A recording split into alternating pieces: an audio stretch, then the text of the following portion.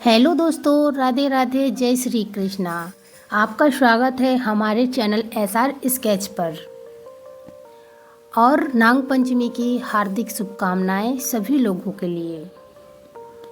तो आज हम लोग नाग पंचमी का स्केच बनाएंगे और साथ में ही नाग पंचमी की कहानी सुनाएंगे।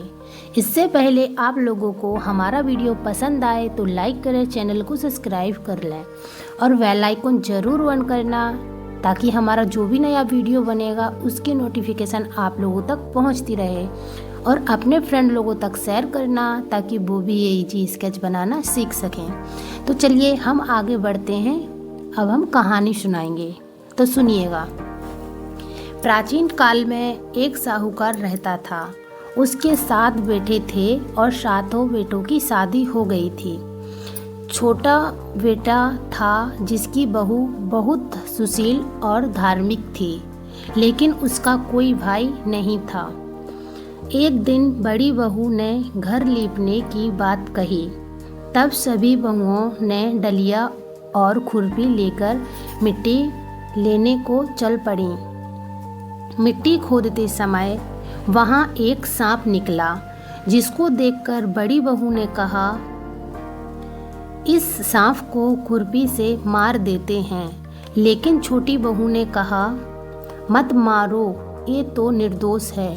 यह सुनकर बड़ी बहू ने उस सांप को नहीं मारा और तब वह सांप उस जगह से अगली जगह पर जाकर बैठ गया।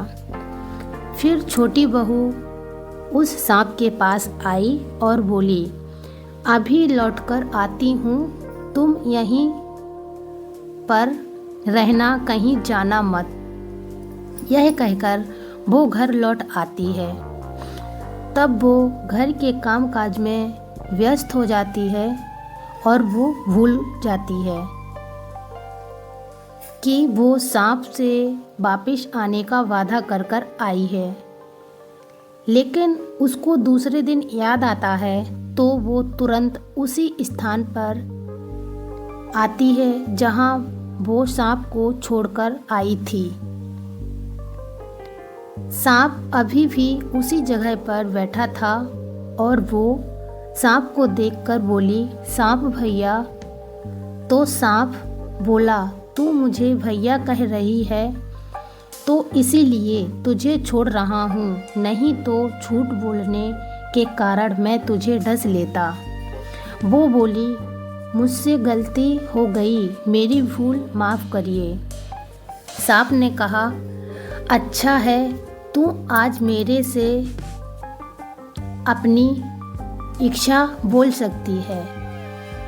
तो छोटी बहू ने बोला, मेरा कोई भाई नहीं है, तो आज मुझे मेरा भाई मिल गया। कुछ दिन बाद वह उसके गांव में एक मनुष्य के रूप में आया और साहूकार से बोला, मेरी बहन को मेरे घर भेज दो। सब लोग कहने लगे कि इसका तो कोई नहीं है। वो बोला, मैं इसके दूर का रिश्तेदार हूँ, बचपन में ही परदेश चला गया था।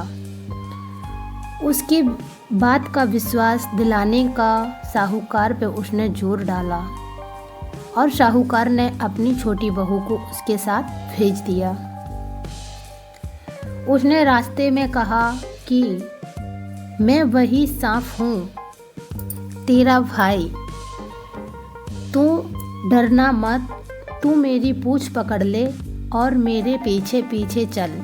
तभी वो नागलोक पहुँच गई और वहाँ चारों तरफ जेवरात धन देखकर खुश हो गई। खुश होने के कारण वहाँ जो नागराज की माँ थी, उन्होंने उसको गले लगाया और नागराज ने कहा, ये मेरी मुँह बोली बहन है। तब उसका सभी लोगों ने स्वागत किया और बहुत अच्छी खातिरदारी की। कुछ दिन बीते तो उसने घर आने के लिए कहा। तब सांप ने यानी नाग देवता ने उसके लिए बहुत सारे जेवरात, धन, पैसा, हीरे मोती बहुत कुछ दिया।